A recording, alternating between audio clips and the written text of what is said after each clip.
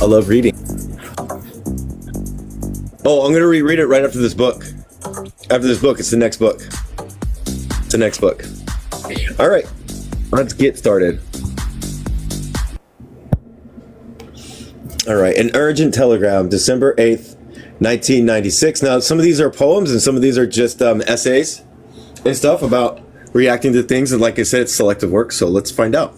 To the national and international civil society, Madam, health to you. Greetings. Stop. I bow to you many times. Stop. Supreme Court, Supreme Government with amnesia. Stop. This is a telegram, everybody. Forgotten agreements. Stop. Renewed access. Stop. Probable need for more indigenous blood to refresh memory. Stop. Your presence is urgently required. An intercontinental dance may serve to replenish memory. Stop. The gray hope to win. A rainbow needed urgently. If there is dance, I want one. Sigh. After you, sigh. This is all of it. Stop. Hand in hand and hand on waist. Stop. Sign. Stop. 3, 2, 1. Stop. Sigh. Veil. Stop. Health to you. Stop. May the dance paint the sky with the ground. Stop. The sup, they say SUP, thinking telegraphically and naively that the periods and the hyphens mark a beat for dancing and a path for walking. All right, next, 25. That was quick. Do the pictures lie? Let's find out. January 5th, 1998. To the National and the International Civil Society. Dear Madam, the government says that Zapatistas aren't being persecuted. But here are the pictures. The backgrounds, the same as always, an indigenous Zapatistas community. There are the people. You can see the soldiers pushing women and children. You can see them pointing their guns. Quote, there's no persecution of Zapatistas, end quote, assures the government. See the heavily armed federal soldiers? Do you see the Zapatistas women and children armed with sticks and shaws? Are these pictures irresponsible rumors? Do the pictures lie? Have they been retouched? Have the photos been doctored to trick us into believing government soldiers are attacking indigenous people when they're really only offering medicine, haircuts, sex education classes, candy, toys, electric appliance repairs? Do these pictures lie when they show the look in those Zapatistas women's eyes? Do they see submissiveness or shyness in those looks? The government says they're not persecuting Zapatistas. Do you see gratitude in those eyes? Someone's lying. It is the pictures or the government. In these images of people under attack, we see dignity and rebellion. We see a people who won't allow their blood to relive the ignominy at Actel. That's what we see. Yet the government says it isn't pursuing Zapatistas. But just look at these photos. You, what do you see? Veil. Health to you. And I hope you can see the tomorrow living in those eyes. The tomorrow promised in those eyes. From the mountains of the south of the Mexican southeast, Subcomandante Insurgent Marcos. 26. They're talking about a picture there, and they're trying to tell them that they don't look like they're happy and stuff, that they're not there to help them. They're there to do bad things. That's the whole point. For those who protest with us after Actel, January 20th, 1998, Planet Earth. Brothers and sisters, a little late, But the news about the demonstrations in Mexico and all over the world managed to reach us all the way here. According to one account, you sent us from December 22nd, 1997 through January 13th, 1998. There were demonstrations in 130 cities in the 20 countries on 5 continents. Especially on January 12th, many actions of many sizes took place, both in our country and in different places all over the planet, with one identical demand: stop the war of extermination, punish those responsible for the Axtell massacre, and fulfill the San Andreas Accords. If our answer was a little slow, that isn't true of our feelings. Same day, January 12th, in spite of the pain with which we received the news of the murder of our compañera, Guadalupe Lopez Mendez, the strong echo of our demonstration in Mexico's capital and other Mexican cities. Oh my gosh, what is that? And on the 5 continents reached us and affirm that we were right in withstanding, resisting, and avoiding those provocations that yesterday and today were olive green uniforms. They tell me there was a little bit of everything during the protest, and I am not only talking about the facts that there were men, women, and children and elders, but about the dances, songs, poetry, marches, graffiti, shouts, and pervasive indignation. I also say there was a little bit of everything, because there were indigenous people, women, young people, housewives, students, feminists, homosexuals, workers, unions, farmers, workers, solidarity committees, intellectuals, artists, undocumented people, Alexandra, which includes everything. In other words, people with and without a name, people of the kind who say "ya basta" and write meaningful history, a history that counts. People who speak to us, people we listen to, people we are now writing to, people like you, like us. Their shouts carry far and were heard loud and clear, even though they couldn't reach those in power. Up there, they only hear the noise of money and their advisors' voices open for furtive crying out for our extermination. But we did listen. That's why we are endorsing the bullfighter vocation, and here we are making passes with our capes as assault helicopters, bombers, tanks, and tracking dogs. They say they are trained to sniff out vanilla tobacco. I am now giving maple a try. Our interlocutor is not the Mexican government. As we said, it no longer listens. You are our interlocutor, locutors. Let me make sure. Hold on. Please don't go way up. Please go easily. Our interlocutor is not Interlocutors. I'm right. Interlocutors. The thousands and thousands of people in Mexico and the world who want and look for an end to the oppressive system that is nothing but a war against humanity. The thousands and thousands who oppose the war of Chiapas, oppose death to Mexico and the rest of the world, who demand the fulfillment of the San Andreas Accords because they embody a new inclusive political aim at the poorest, who demand demilitarization and justice instead of bullets and soldiers. Because of you, our hope grows and heals us, because we have heard you. We have listened.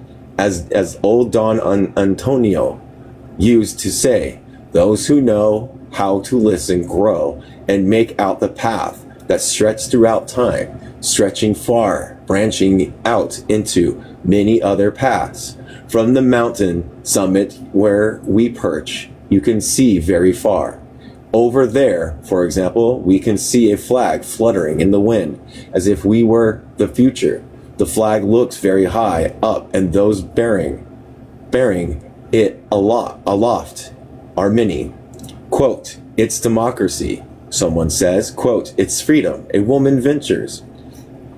Quote, it's justice, a third affirms. Perhaps I think, perhaps all three, or perhaps it's dignity, that stubborn walk of life that in us becomes addictive. Around here, things are more difficult all the time. It's clear. The new dialogue coordinator,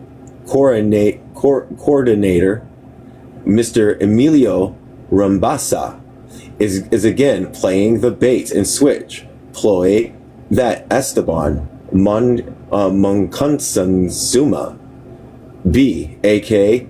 Gordio,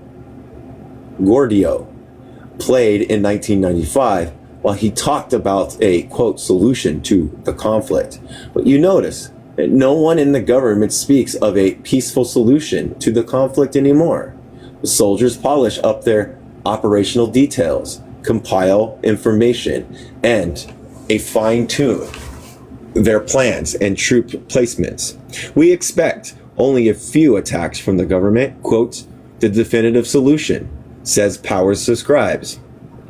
From you, we expect what we always have, an opportunity to live and struggle to become better. Now, in the midst of these hours of anguish and uncertainty, we are more than sure that we will triumph, that the indigenous peoples will be recognized and included, their differences respected, and that democracy, liberty, and justice will be shared by all. Even then, we may not have the best of all possible worlds, but we shall have an opportunity to build one. Pictures and stories of the Zocalo on January 12th have reached us down here. Both tell us of the range of indignation of everyone's demanding justice was an incredulity. Let me make sure, everybody. Hold on. Come on. Open up. Come on. Hello. Oh my gosh. Here we go. Hold on. On January 12th have reached us down here. Both tell us of the rage and indignation of everyone demanding justice, but the incredulity of the... Yeah, incredulity. At the Attorney General's office. Version of the Actel massacre, of Mr. Zeladolio's loss of prestige. Without any doubt, it was one of the largest, most moving demonstrations in our country's history. There is a greatness to its cause for peace with dignity and justice. Great also are the range of the refusal to conform, the disagreements, great the resolve not to stand impassive before unjust death. As for the demonstrations in the 27 other countries, the Mexican government and that racket call the PRI are rather annoyed at the internationalization of the conflict these demonstrations signify. It seems what they sneeringly call, quote, an internet war, end quote, has given their embassies and consulates many headaches. Takeovers, protests in central squares, in the streets, and thousands of letters demanding peace and justice are keeping the Mexican government from its sleep and inextricably provoking sudden burst of nationalism, quote unquote, rejecting all foreign interference, other than foreign capital, of course. The demonstration for peace, democracy, liberty, and justice that took place on 5 continents are nothing but isolated and small attempts at intervention in the internal affairs of the country. To the Mexican government, since the extermination of indigenous people, its carrying out is a, quote, domestic issue, end quote. Will the government keep thinking that is so far? So after the European Parliament's condemnation. But we agree with you. The struggle for peace and for humanity is an intercontinental issue. As that too little credited internationalist old Don Antonio used to say, life without those who are different is empty and damns you to stagnation. And I think the most important thing we have to tell you is that we're listening to you, that we recognize you, that we respect you. It might seem a small thing from so far away, but we can see that recognizing the other, respecting him and listening to him can produce possibilities as enormously transcendent as dancing. So to recognize, respect, and listen to each other and reply to the January 12th, 1998 public invitation for us to visit Europe, to talk and listen to the world, we reply as soon as we stop making bullfighting passes at our enemies, which is nothing but a more complicated form of dancing.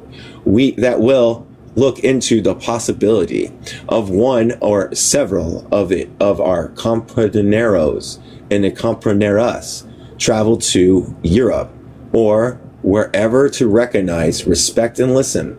About the observation commission from the world civil society that will soon be making a trip to the mountains of the Mexican Southeast to observe human rights violation. We can tell you that the rebel indigenous communities welcome the observation commission's initiatives and promise to respect their work.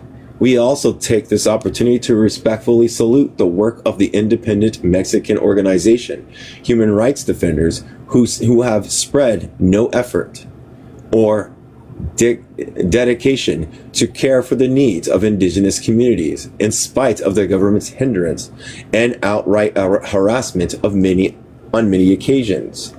And since we are talking about the demonstration in Mexico, the capital's Zocalo not only dazzled us, it also brought us to a certainty and a hope.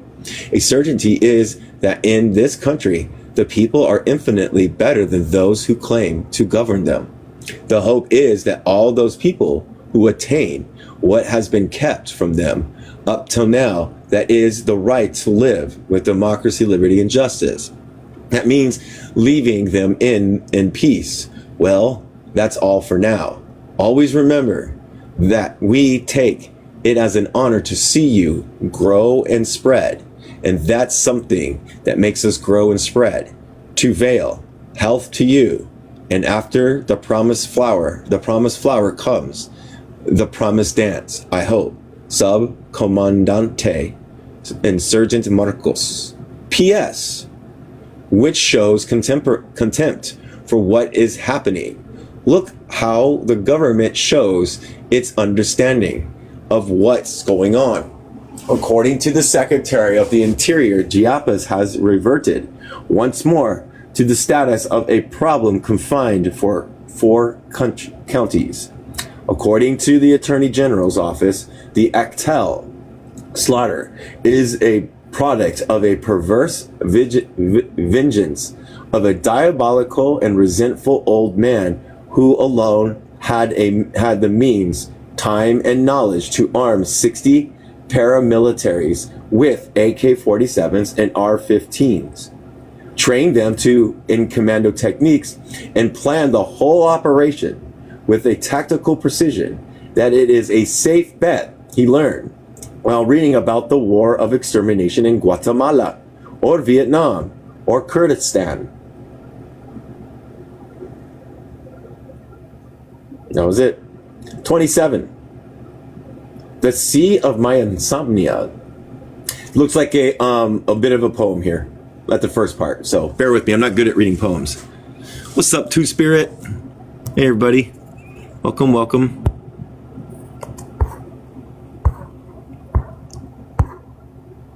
All right. The table sat in Asa Andrea. Salam. March 1998. Between the imminency from amnesia from above and the memory from below. For my Merenia, in other words, the sea of my insomnia. Here's the poem. Bear with me, everybody. And all this happened to us. We saw it. We watched it. With this lamentable luck, we were anguished. On the roads lay broken spines. Hair is scattered everywhere. The house without roofs. The walls with radiated. Worms crawl through the streets and plazas. The brain are splattered on the walls. The waters are red. We are colored. And when we drink of them, it's as though we are drinking brine water. BRINE, brine water. In our inheritance was a web of holes. Swords were their defense. Not even the swords could sustain their solitude. Anonymous local aspiration of the conquered. All right, number one, the dispute of San Andreas, oblivion against memory. أنا من غزة وضعي كتير صعبان فينا Sorry. One, the dispute of San Andreas, oblivion against memory. On February 16th, 1996, the representatives of the federal government and the Zapatistas National Liberation Army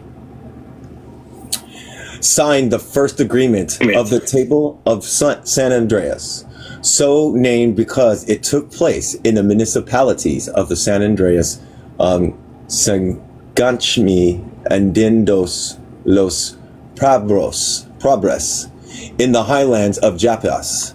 In those first agreements, a large part of the rights and the culture of indigenous peoples of Mexico are recognized. 2 years have gone by and the agreement has not been fulfilled. 2 years during which the true nature of the Table of San Andreas has been revealed. The federal government, through its spokesman, Zedelo Lambestidia and Rambasa, has made it clear that in words and deeds they will not fulfill the San Andreas Accords. Why?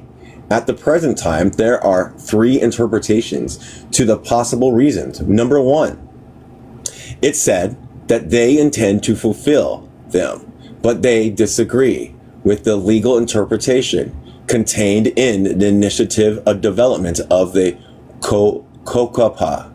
2, it is said that the government learned somewhat late that those agreements constituted an act of, quote, treachery up to the nation, since they implied that the wounded of national sovereignty and the fragmentation of the country and the creation of, quote, state within a state.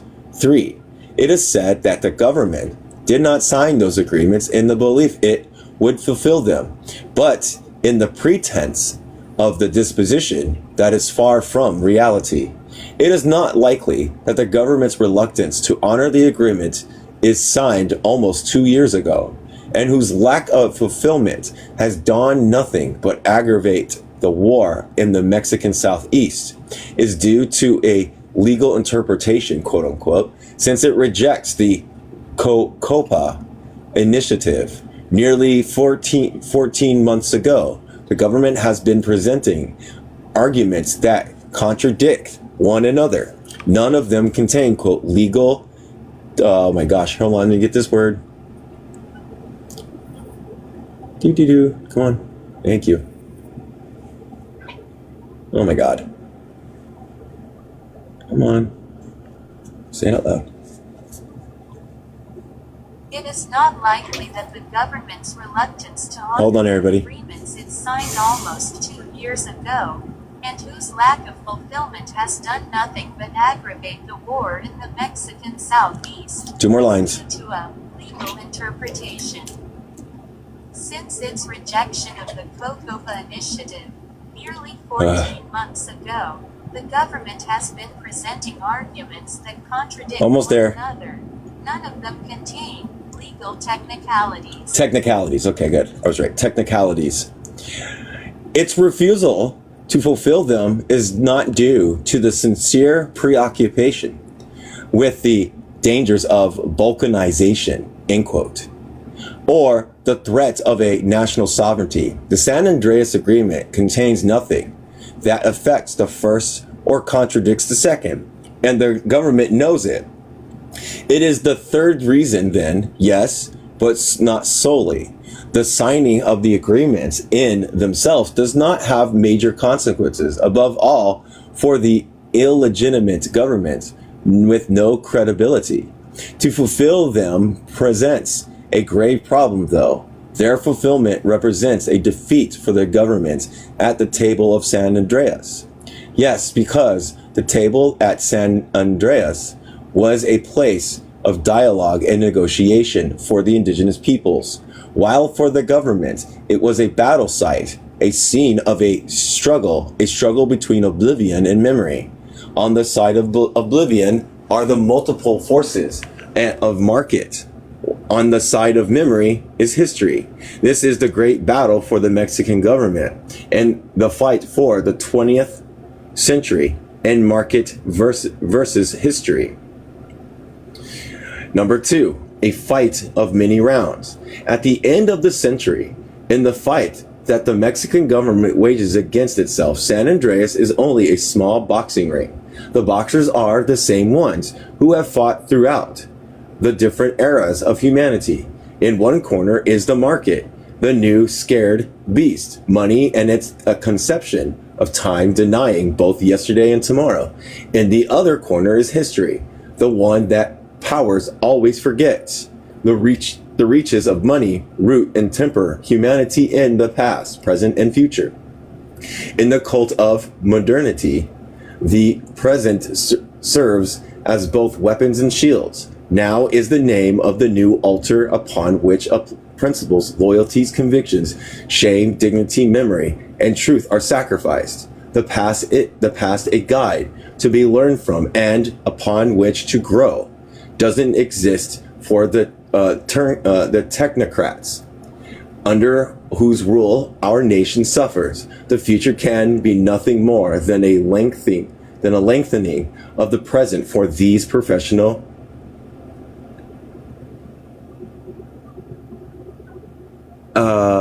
amnesiacs. In order to defeat history, the past is denied a horizon that goes beyond the neoliberal, quote, here and now, end quote. There is no before or after today. The search for an eternity is finally satisfied. The world of money is not only the best of all possible worlds, it is the only one necessary.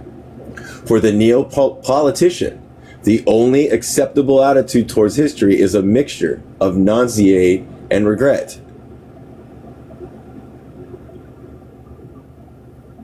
Amnesia and regret. The past should be devalued, ignored, eliminated. The past and all its recalls leads us to regard it with an altered eye.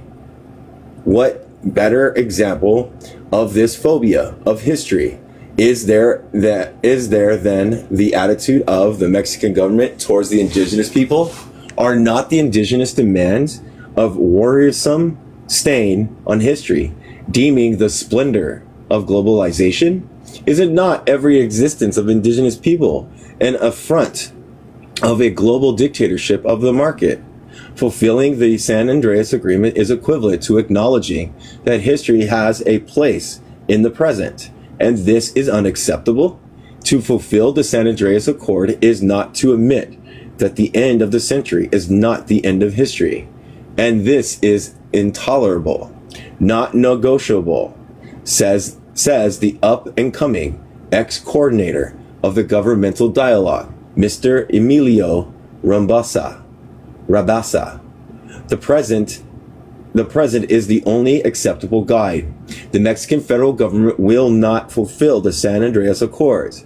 It thus believes that the present will defeat history and can proceed to the future. But history, that stubborn, rude teacher of life, will return to pummel a truncated reality falsified by the mask of power and money.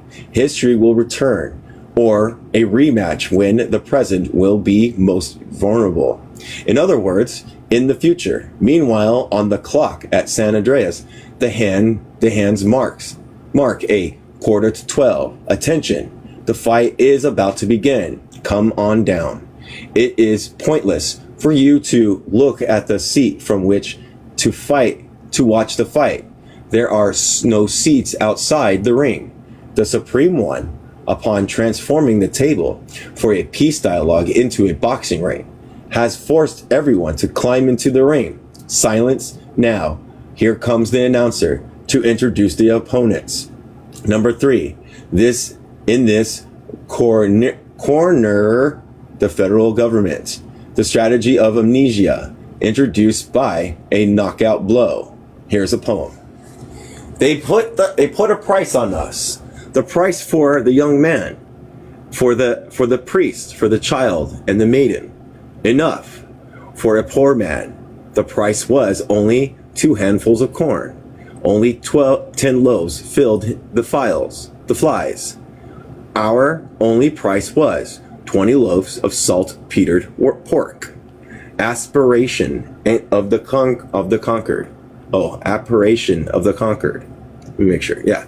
Power the beast was made Chiapas into a war for the nation, and in this fight it plays a role of boxer, judge, and adversary.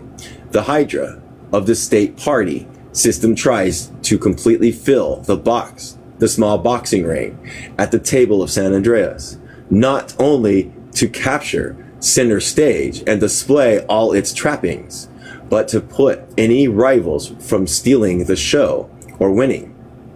In this way, power forces the, quote, others, end quote, into the fight, but they are admitted only as losers. Quote, I am waiting for them to get tired, end quote. Zedelio informed his true teacher, the North Americans, referring to the more than 10 million indigenous people who are waiting for him to keep his word.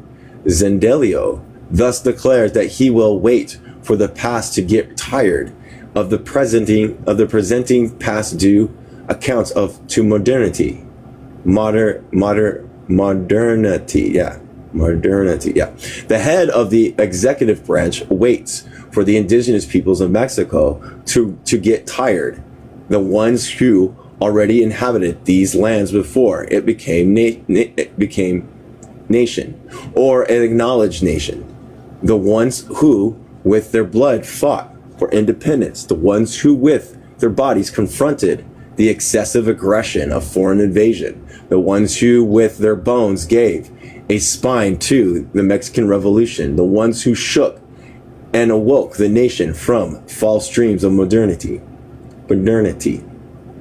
From the mountains of the Mexican southeast, Subcomandante Insurgente Marcos. P.S. Disguised as a Zapatista's graffiti, death will die, a mortal death.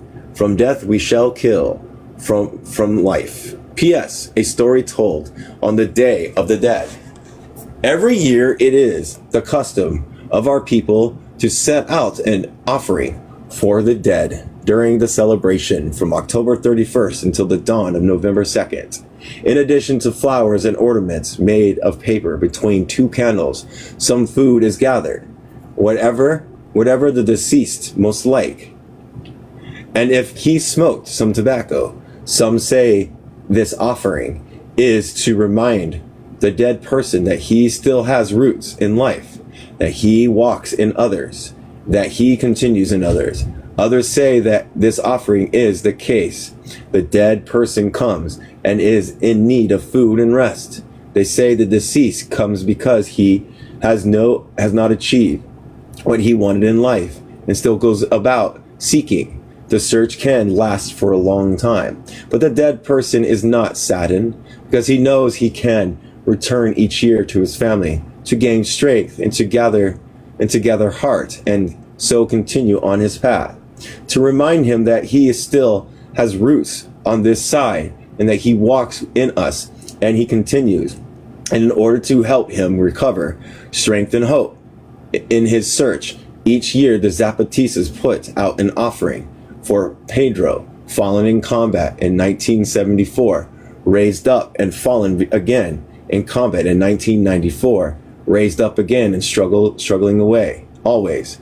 At the dawn of each November 2nd, thousands of offerings shine for Pedro in many indigenous homes.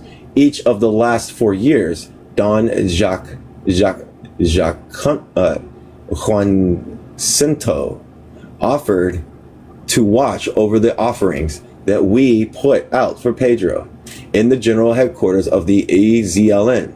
Every year, with the arrival of the morning of November 2nd, the food and tobacco that we had put out on the little table had disappeared. Early on, we would find Don Juancito leaving a little room with the offering. He would greet him, and he would respond with, quote, the deceased came, he ate and drank, and he smoked the tobacco, end quote. We all knew it was Don Juancito who had eaten the little plate with bread and 2 oranges, who had drunk the coffee with sugar that Pedro worshipped, and who had smoked the little box of cigarettes. 24 stubs were left scattered about. All of us knew, not now. Don Juancito died a few weeks ago after being brutally beaten in one of those attacks of the state of law, quote unquote, against the indigenous autonomous municipalities. Don Juancito did not die. His son told me they killed him. And he explained to me that it is not the same to die of death as to die of being killed. Each year since 1994, Pedro's offerings have gone on the mornings of November 2nd.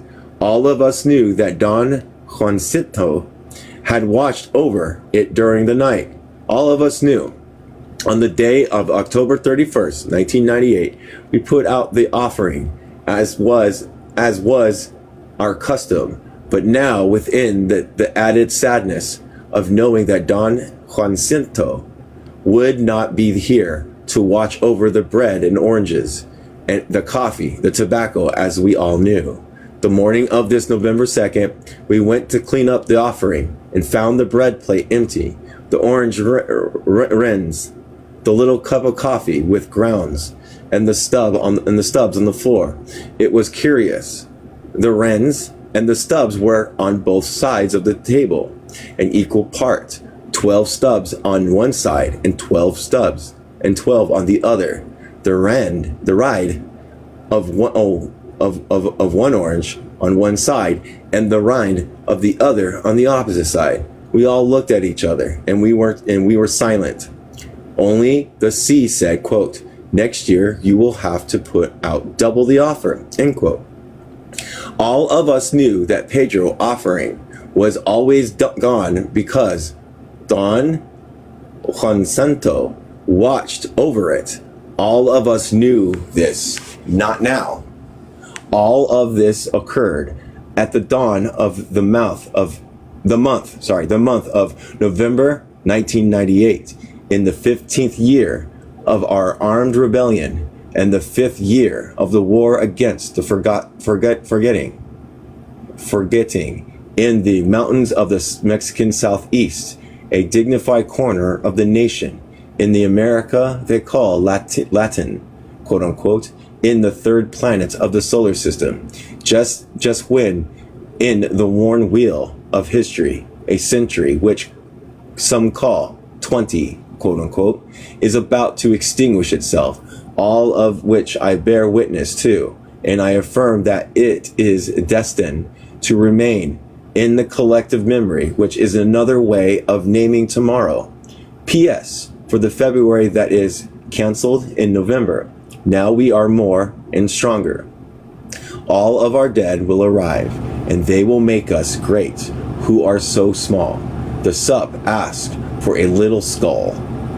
All right, 28. Oh gosh, here we go. TLATELOLCO.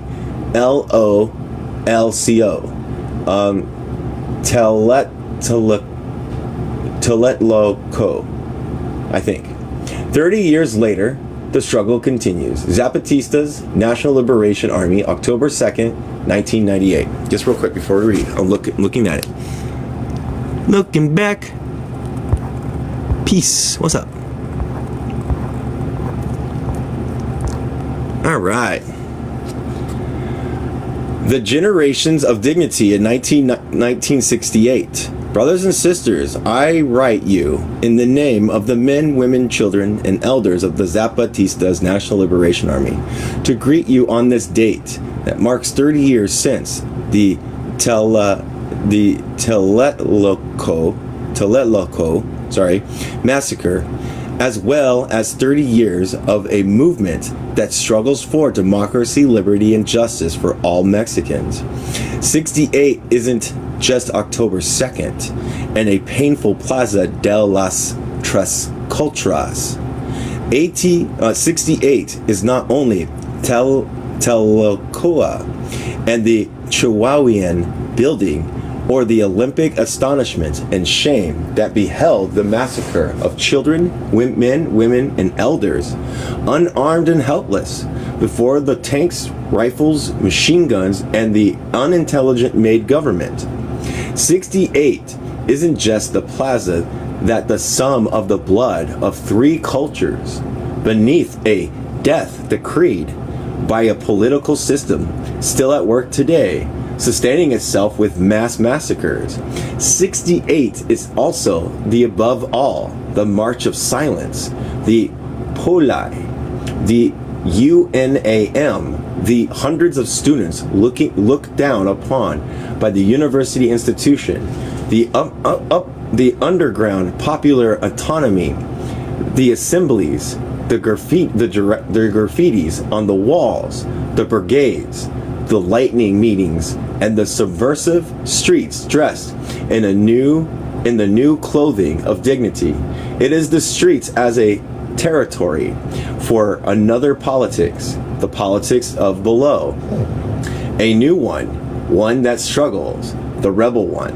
It is the street talking, discussing, displacing cars and traffic lights, asking, reclaiming, demanding a place in history. 68 is a window to peer through and learn from the open confrontation between various forms of making politics, between different forms of being human. The movement of 1968 was definitely marked this country's history. Then two countries confronted one another, one constructed on the basis of authoritarianism, intolerance, repression, and the most brutal exploitation, and the other that wants to build itself on democracy, inclusion, liberty, and justice. Up above is the Mexico of the powerful, of those who decide with force and by force the direction most convenient to their own interest. Those who make monologue, billy clubs, and lies a form of government. Those who only hear the voice projected from the tricked mirrors that power has made for its servants and worshippers. Those who extend their hand and offer direct dialogue while they strike, persecute, jail, grape, assassinate, and lie to those who won't render blind obedience, submission, or lowered heads. The Mexico of the PRI and the military is the Mexico of violence and lies. It is the Mexico of those who invent destabilizing fables, foreign conspiracies, welfare for the family, bank bailouts, and will for dialogue, help for the flood victims, roads and bridges. It is the Mexico of those who simulate government for everyone It is the Mexico of those who manage disasters to benefit a few. It is the Mexico of the criminals who gave the orders to pull the trigger in Tlatelolco, Axtel, Chaveyaville, Union Progreso, Anguas Blancas, El Charoco. This is Mexico, a Mexico in agony. Below is the Mexico of 68, the Mexico of those who live and breathe rebellion and the struggle for justice in the only way possible to them. That is, as a lifetime struggle. The Mexico of those who keep demanding, struggling, organizing, resisting. The Mexico of those who didn't watch the years go by eating up its bitterness, but rose up to fall again, who return and always will return to rise again. The Mexico of those who didn't limit rebellion and the demand for justice to mere commemoration, I can't say it, commemoration of a calendar, on a calendar, an idle recollection stilled by age. The Mexico of those who didn't define rebellion as a fashion statement that goes no further than the length of men's hair and is inversely proportional to the length of women's skirts. The Mexico of those who aren't content to tune in with the radio dial for an answer blowing in the wind, who don't see rebellion as nothing more than an awkward way to say no, who don't equate the struggle for justice with constantly humming the latest pop hit. The Mexico of those who don't allow the passage of time to make them surrender the counsel of wisdom. The Mexico of those who don't sell their dignity short or let forgetting linger on. Mexico of those who don't make 68 feet out, I think it's feet, out as a past shame, a mere youthful prank, a stepping stone for the bad government. The Mexico of those who weren't then, are not now, and will never be leaders, but who in their homes, at their job, in trucks, in taxis, on horses, at machines, in classrooms, in factories, in churches, and on shuttle buses, in wheelchairs, at the plow, in the barbershop, in beauty shops, on tractors, on airplanes, in workshops, behind vendors, carts, on motorcycles, at markets, in hospitals, in classrooms, in stadiums, in waiting rooms, on stages, in laboratories, at bars, in nursing homes, behind the desk, in offices, in movies, and radios, and television studios, and sculptors' studios, down to the metro, in the closet, in press rooms, in shop windows, on bicycles, in every color used to paint the ordinary and silent. Raise a hand, an image, a cry, a ticket, a vote, a fist, a thought, a voice to confront the government's lies and say, quote, enough is enough. We don't believe you anymore. We want something better. We need something better. We deserve something better, end quote.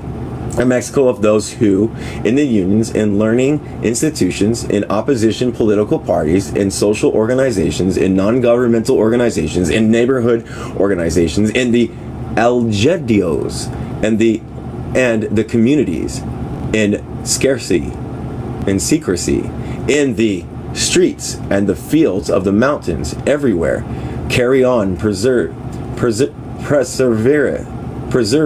Wait, let me read this. Streets and the fields and the mountains, everywhere, carry on, persevere, Yep, that's right. Persevere and resist. The Mexico of those who learn that hope is also built from pain and from taking falls. The Mexico of those who said no to the false comfort or of surrender, of those with long, short, long, or no hair, who made their dignity grow, of those who cradled more memory and didn't worry, rather their skirts cover their knees. The Mexico of those who lived and died in 68 and began to birth another tomorrow, another country, another memory, another politics, another human being. The Mexico of those who didn't build ladders to climb above others, but who look beside them to find another and to make him or her their compañero or the compañera. Brothers and sisters, mate, buddy, friends, colleagues, or whatever word is used to describe the long, treacherous collective path that is the struggle of everything for everyone. This Mexico, the Mexico that will live, the Mexico of 1998, 68, the Mexico of 1998, the Mexico of all those who repeat and renew their struggle for democracy, liberty, and justice, distinctly and differently, without worry about their age, sex, color, culture, where they came from, where they live now, their language or creed. The Mexico of those women, of those men and women who struggle to continue to struggle to be better, and the only way is possible to be better. That is with everyone. Those who resist, those who even though they've died, survive 68. Those who we see here beside us, even though we are different and distinct. To all of them, we, the Zapatistas, salute them. 1968, 1998. It is time to demand the whole truth, to be told that yesterday's and today's crime no longer go unpunished. 1968, 1998. Today and tomorrow, the lie from above comes to hide reality. Today and tomorrow, the truth from below comes to show the truth. 1968 to 1998, the reality of the blood-stained and plazas, the reality of authoritarianism made crime. It's 1968 to 1998, the reality of the dead and of the living and remembering and cultivating memory, the reality of the struggle that continues, the reality of tomorrow that announces it's coming. Veil, health to you and many. We never forget. 30 years later, the struggle continues from the mountains of the Mexican Southeast by the Indigenous Revolutionary Clandestine Committee, General Command of the Zapatistas National Liberation Army, Subcomandante Insurgente Marcos. Next one. How are we doing on time? We're doing great on time. Welcome everybody. If you come in, if you're still here, welcome. If you're not, oh well. Under Siege, the Zapatistas community and Admundor Hernandez. This is too easy to mess this up. Hold on. The Zapatista community of Amador Hernandez. Amador, according to the white woman that says it. To the Zapatistas Compañeras and the Compañeros of the community of Amador, to the Zapatistas Compañeras and Compañeros of the region supporting and dignified resistance of the Zapatistas of Amador, to the women and men of civil society accompanying the indigenous of the Amador Valley as peace observes, brothers and sisters, in the name of all the compañeros and compañeras of the Clandestine Revolutionary Indigenous Committee, I send you our greetings and these words. The example of dignity and courage you are now giving is reaching not only us, our AZLN compañeros and compañeras. It's also reaching workers, compañeros, the indigenous neighbors,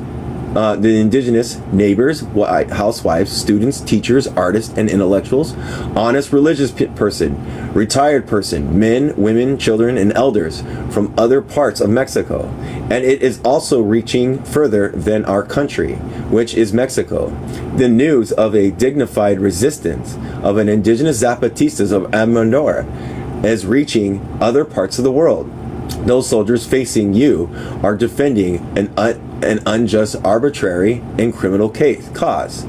Those soldiers now know the same thing we know, that they're not there to help the people to bring them a better standard of living. Those soldiers are there so the bad government wars will have a road from which to attack the communities who aren't surrendering. In the radio, television, and press, at the service of a lie and of money, they're saying those soldiers are there so a highway can be built that will bring benefits to the indigenous peoples. The soldiers and the government and we know that that is not true.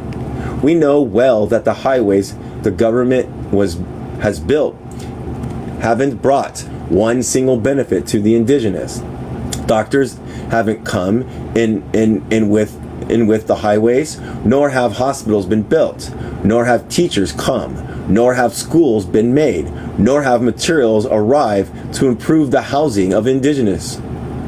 The prices of these products the compañeros sell have not improved, nor are the goods of the indigenous must buy less expensive. With the Zeladilio's highways, we must remind everyone that it's Zindelios who's waging the war against us. Have come the war tanks, the cannons, soldiers in prostitution, venereal diseases, alcoholism, rape of indigenous women and children, death and misery. Every highway that the government has made has shown that it has brought benefit only to those who enrich themselves at our cost, or who have come to kill us, imprison us, and humiliate us. Without having to go very far, there are the examples of the highway of San Quintin, a place where the PRIs have come to regret being PRIs, or the Las Tasas, or the Temperlas. With them came the soldiers, as did their vehicles of war. Construction material arrived, not to make schools or houses for the indigenous, but to make barracks. Prostitutes and alcohol arrived, more expensive goods came, along with the coyotes, quote unquote, to buy our products even more cheaply, in addition to thieves and criminals, and those who come to steal our valuable wood and to destroy our forest. No one single benefit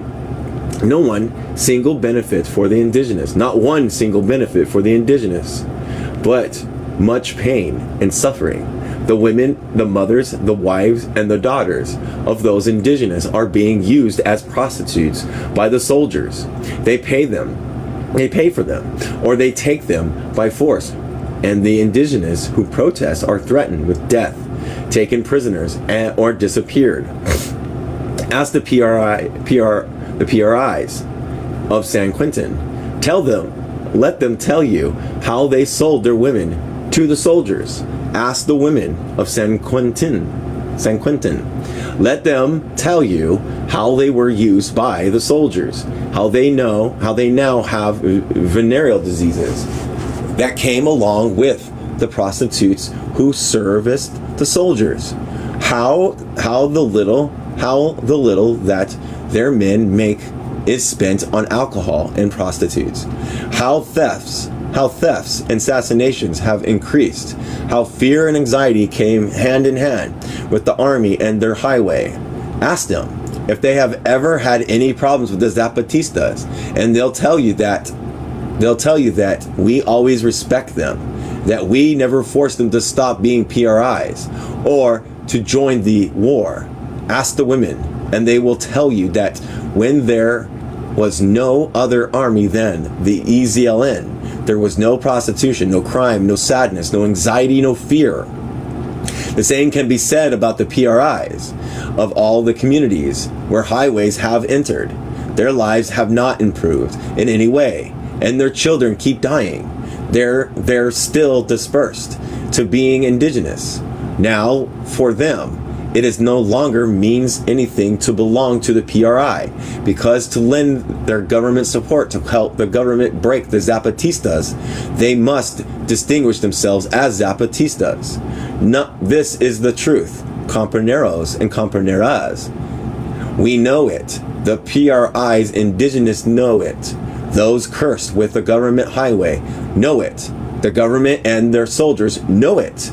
Now the government is telling two great lies. One is that the EZLN opposes the highway because it opposes progress coming into indigenous communities, because it opposes the indigenous living better. You compañeros and compañeras, one with an OS and the other one with AS, know well that this isn't so. You know well that the EZLN wants highways that bring true peace and not war. The EZLN wants highways that brings hospitals, schools, dignified housing, good food, better prices for the products for the countryside, land improvements, and recognition of democracy and indigenous practice, and much better democracy than the endured by others. We want the highway to help make the wealth of the Chiapian soil benefit all Mexicans, and not the sold for foreign money. We want the highways to serve Mexico's independence and sovereignty, and not to serve the great and the powerful to order us about as if we were their slaves, or in their buying up this country like so many cheap goods. When the highways bring peace, not soldiers and war tanks, and alcoholism and prostitution, and misery and disease and fear, the Zapatistas will be the first to help make them. But as long as the highway serves to increase oppressive misery and death among the indigenous communities, the Zapatistas will oppose them. We will resist, even though we suffer in resisting, even though they attack us, even though they imprison us, even though they kill us, even though they tell lies about us. We will not permit the government's action that only causes death, misery, and neglect they fear. And if we do this, it isn't just for us. We do this for millions of Mexican men and women who are poor like us. They deserve that the nation's wealth benefit them, and not the government and its gangs of thieves. The soldiers of Amador know that I'm speaking the truth. They know we are fighting for liberty, democracy, and justice for all Mexicans, including them and their families, their parents, their spouses, their children. They know well that the day will come in which justice will live in Mexico. The soldiers will know that they are serving injustice, lies, crimes, and death, and that we, the Zapatistas, are serving truth, justice, and life. The soldiers of the Amador know we don't fear them, nor the tens of thousands of soldiers all over Chiapas. They know their weapons don't frighten us, nor their war tanks, nor their planes, nor their helicopters, nor their barking of their boss, Alboras. They know we're willing to confront them. We won't allow things to become again what they once were. Lands where the hen was worth more than the indigenous life, where contempt and forgetting were the only things an indigenous worker receives in exchange for his labor. The soldiers there know who the Zapatistas are and what we want. If they could speak freely without fear, they would say that we're speaking the truth, that our cause is just, that their families are being manhandled, that they need someone to fight for them. They know that the Zapatistas are needed. Another lie the government is telling is the women and men of civil society accompanying you as peace observers are agitating for you to impose the soldiers' presence. The government says that these teachers, students, researchers, and workers came to give you bad advice so that you will rebel. Now, I know that makes you laugh. You and I know well that many of you were already aware and preparing for the rebellion when these people were barely boys and girls.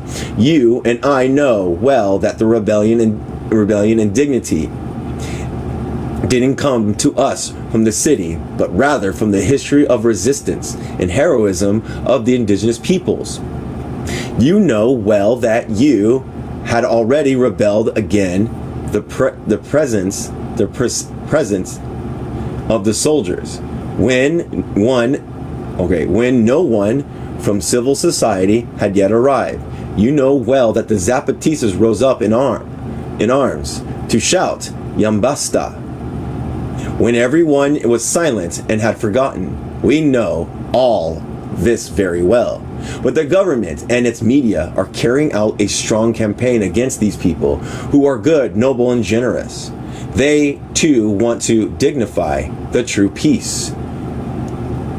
Dignified. Yeah. That's why they come to you, to be together with you in opposing the war. They are great Mexican men and women, no matter what their age, rather very young or very old. We know that it makes us very proud to know they are Mexican men and women like them, willing to face all dangers as long as they are defending peace, democracy, liberty, and justice. That's why I'm asking you, in the name of all the Zapatistas peoples, of all the insurgents and militias and militant troops, of all the officials and the committees, to look after these people, to treat them well, to protect them, and to see that they're always comfortable and healthy and happy. They represent thousands who cannot come to accompany us, but who wish they could. And so this is my word, compañeros and compañeras. I tell you that Zapatistas from the Tuzetzel, Chol, Tojalabo, Zoquan, Mam, and other regions are already mobilizing. Well, we'll be waiting to see how things develop. And of course, we're not going to surrender. Thank you for listening to me, compañeros and compañeras. That's all my heart has to say to you right now. I send greetings to all those whom I've known for 15 years since I first came to these lands. From the mountains of the Mexico Southeast, for the CCRI-CG of the EZLN, San Comandante, and Sergeant Marcos. I like saying it, I try. 31, where we at? We're good. We're good. No one's in the requests. Okay, thought there was. Why we used the weapon of resistance, October 1999. I would like to thank those who were in charge of the Alicia Multi-Forum for the invitation they extended to us to participate in this round table. I do not have much experience in round tables. Square tables are more our specialty. Like the table, most certainly, where those who are accompanying as this act are seated. Zach Del La Rocha, Yolto, Herman Belaganhanzi, Nacho Penida, a compa from the Punk Anarchy Collective, and Javier Elranja. What's more is it is quite likely that the participants at this round table that is not round are seated on the small platform. Furthermore, perhaps there is not even a table, but only a few chairs. Perhaps there's only one who has a table, is me, because they have put the TV on something in order to show you this video. I am not going to talk to you about underground culture, nor about the culture of resistance, nor about the bridge that most certainly joins them. Besides leaving said topic to those who accompany us at this table, we are calling to it round even though we know that it is square. I will avoid making a fool of myself and will be able to hide my encyclopedic ignorance on this subject. As the greatest of the well-loved Don Adorato of the Lacondo would say, quote, no problem is too big that you can't get around it, end quote. I would add to those wise words which incite to action and to commitment, quote, nor is there a round table that is not square, end quote. I know that you are all anxious to know that in the hell I'm going to walk about then. More than one of you might be asking if the guitar I have on my side means that I'm going to play a song, one of those that are so honorably played in the Mexico of below, which we all are. Did you know? We fighters. We are fighters who are very other, but fighters nonetheless. And we fighters know a few things. And among a few things that we know about weapons. So, it is best that I talk to you about weapons. Specifically, I am going to talk to you about the weapon of resistance. Besides being fighters, we must... Hold on, let me oh my gosh. It's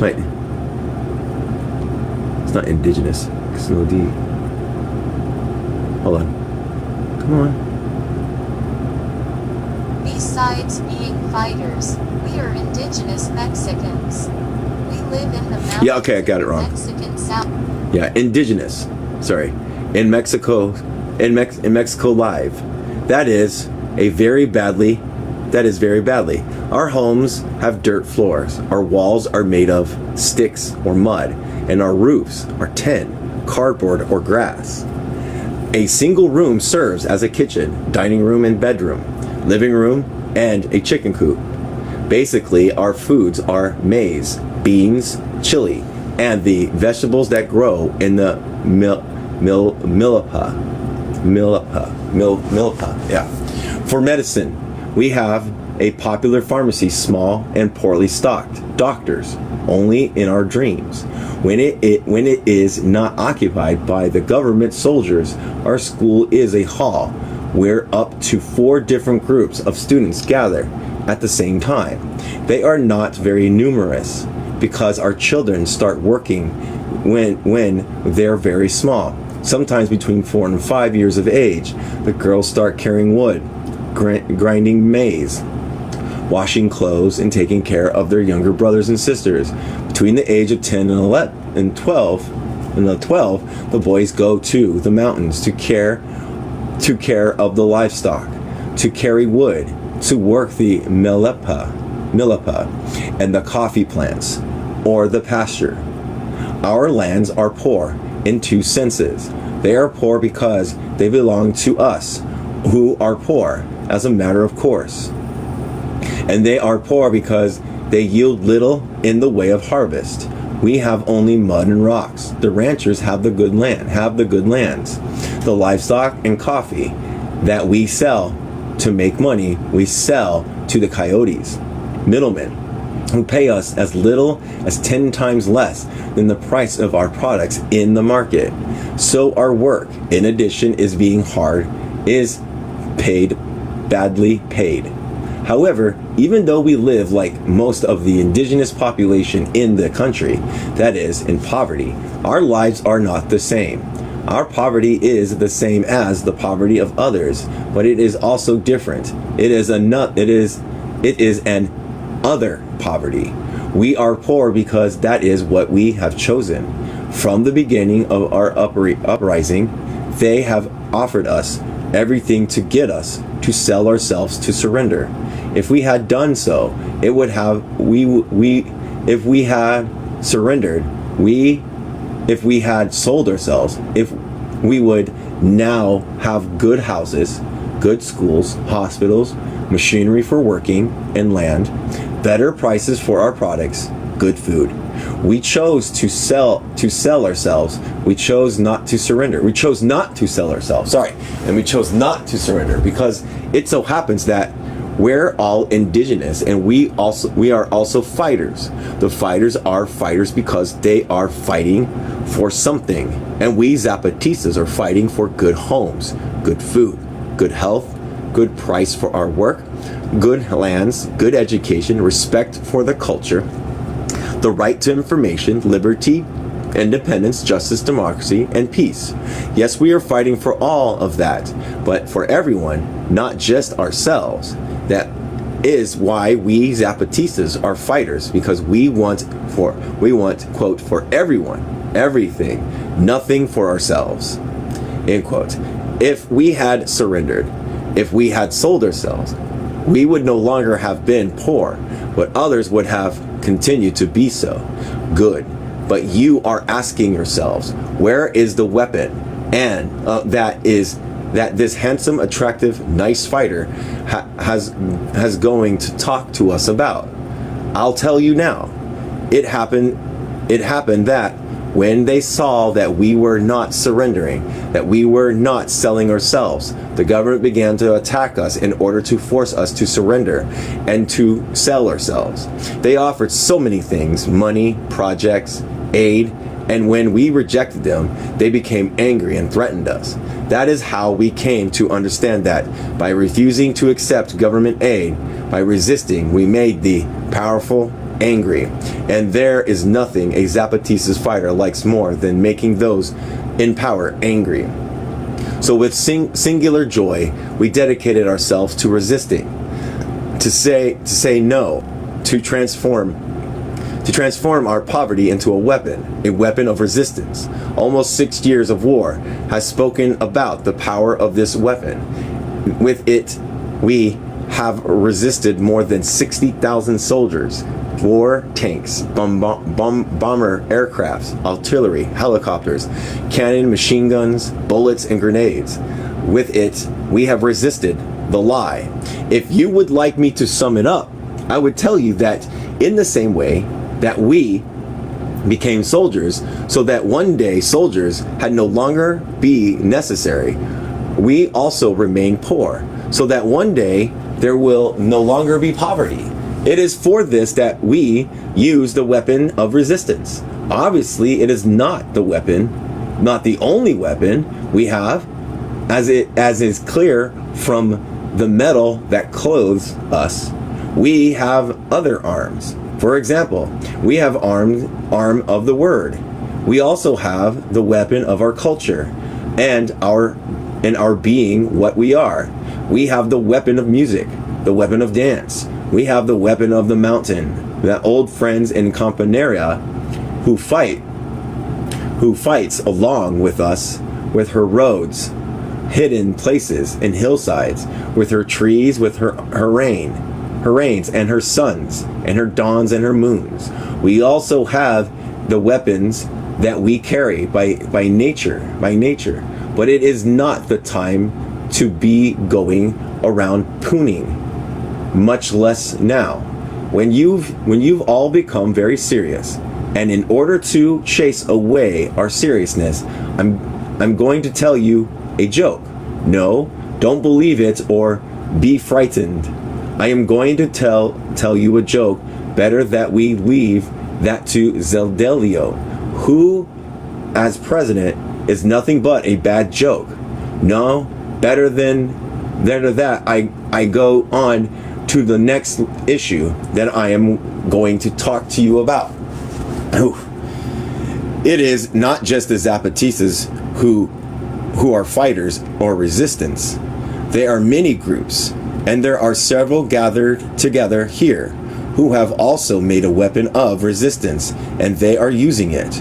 There are indigenous, there are workers, there are women, there are homosexuals, there are lesbians, there are students, there are young people. Above all, there are young people, men. Above all, there are young people, men, women, who name their own identities: punk, sucka, goth, metal, trasher, rapper, hip-hopper, and and centras. I don't know how to say that. If we look at what they all have in common, we will see that they have nothing. We will see that they have nothing in common. That they are all different. They are all the others, and that is exactly what we have in common. That we are others and different. Not only that, we also have a common that we are fighting in order to continue being other and different, and that is why we are resisting. And to those in power, we are other and different. In other words, we are not like they want us to be, but what we are, and what we are far from wanting to impose. It's being on the other and different speaks its own space, and at the same time, the space to meet the punks. Don't go around on the campaign demanding that all young people be punks, nor do the sucka, nor do goths, the metal, the trashers, the rappers, and it's certainly not the indigenous. Nothing less power does indeed want us to be how it wants us to be, to dress in the style it dictates, to talk the way he says we should talk, to eat what it sells, to consider beautiful and lovely what is considered beautiful and lovely. Power even wants us to love and hate the way it established that love and hate should be. And not just that, power also wants us to do all this on our knees and in silence, without going around jumping, without shouting, without indigenous uprising. Power wants us to be well mannered. That is why power has armies and police, to force those who are others and different to the same identical. But the other and different are not looking for everyone to be like them. It is as if each one is saying everyone should be their own thing. I don't know how that said these days. And in order for this to be possible, it is not enough to just be you. You must be while respecting the other. The quote, everyone doing his own thing, end quote. This two things. It is affirmation of difference, and it is respect for the other difference. When we say we are fighting for respect for our different and other selves, that includes fighting for respect for those who are also other and different, and who are not like ourselves. And it is here where this entire resistant movement, called underground and subterranean, because it takes place among those who below and underneath institutional movements meet Zapatismo. And this meeting is a meeting between men and women fighters among those who make resistance of a weapon and who fight with it in order to be what they are in order to exist. We Zapatistas say, quote, I am as I am, and you are as you are. Let's build a world where I can be and not have to cease being me, where you can be and not have to cease being you, and where neither I nor you will force another to be like either me or you, end quote. So when the Zapatistas say, quote, a world where many worlds fit, end quote, they are saying more or less, quote, everyone do your own thing, end quote. It turns out that we are the same because we are different, because we are the same persecuted, the same despised, the same beaten, the same imprisoned, the same disappeared, the same assassination. And it is not our people who are persecuting, despising, beating, imprisoning, assassinating us. It is not even the others from below. It is power and its name and its names. And our crimes are not stealing, beating, assassinating, insulting. Nor is our crime being other and different. Nor No, our crime is being who we are, and in being proud of it. Our crime, in which power's penal code merits the death penalty, is the struggle we are making to continue being other and different. If we were other and different, shamefully and hiding guiltily, betrayed by others, trying to be or to appear to be what powers want us to be or to appear to be, then they would give us an indulgent and pitying little pat and say to us, quote, "These things happen when you are young. You will get over them when you get older," end quote. The cure of rebellion is time. But power neglects so to say what lies behind the getting older, that it assumes will cure and do away with youthful rebellion. Hours, months, years of blows, insults, jails, deaths, grapes, persecution, and neglect. The machinery working to, quote, cure us if we stop being who we are and turn ourselves into sterile, unservile beings. The machinery which will eliminate us if we insist on being who we are without regards to the calendar dates on the birth certificate. And so, we are all transgressors of the law, because the system has a law that kills and silences those who are other and different. And by living, by shouting, by talking, that is, by being rebels, we are transgressing that law, and automatically we are criminals. And these criminals we live in reality, where resistance is the bridge that allows us to meet, to recognize our difference and our equality. Rock is also like a bridge over which these realities walk in order to meet.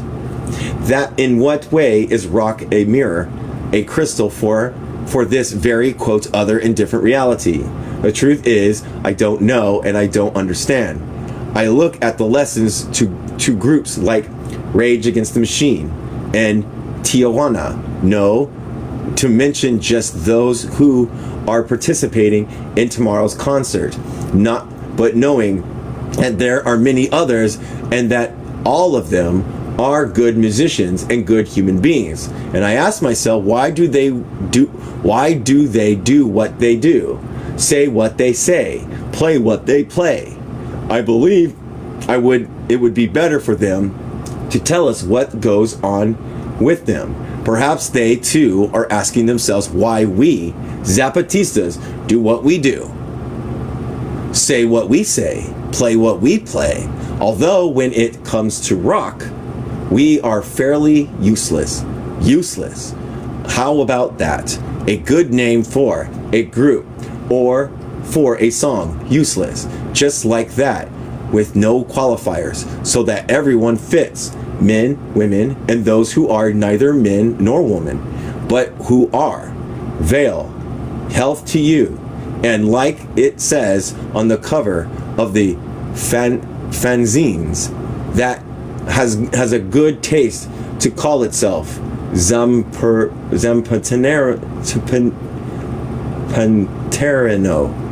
I don't know how to say that.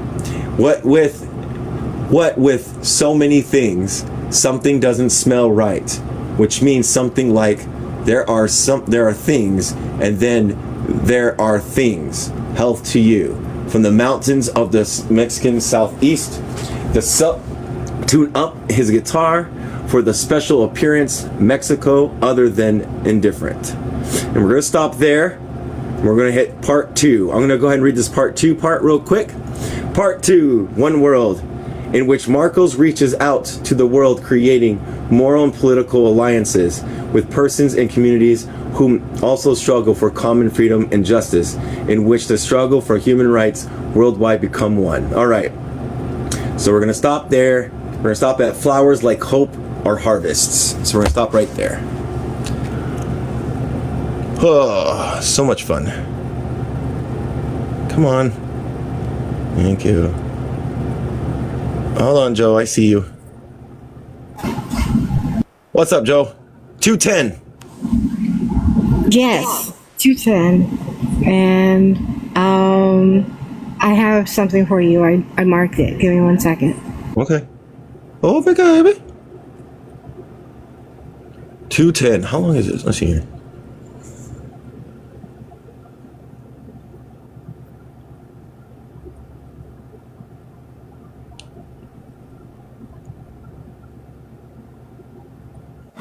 I would like to repeat what was said back on page 194, that he is calling, and he's calling for all the different people, and he just calls for each people, on airplanes and workshops. He went very specific to say enough is enough. We don't believe you anymore. We want something better. We need something better. We deserve something better. That is very inspiring. That is awesome. Thank you for sharing. I appreciate that. Anybody else?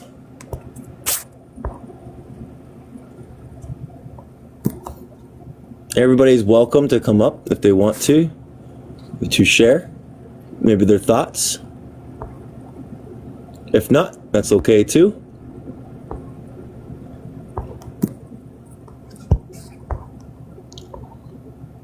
Give it a couple minutes.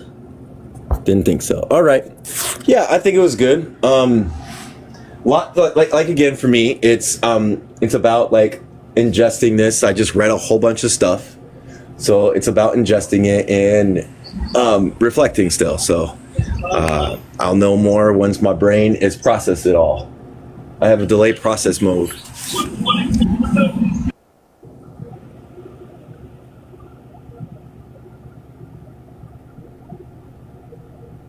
You're taking a break. Is Chicken Strip still in here? Yeah, they just said that. You're taking a break from the book, even though there's 40 minutes left? We're doing topics, okay.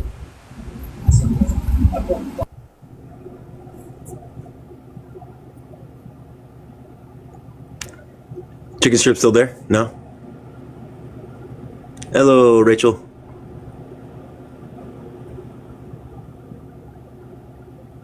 They're still on the guest list. Yeah. Okay, that sounds good. Okay. I need to acknowledge break. Okay, so we're just doing topics today, okay.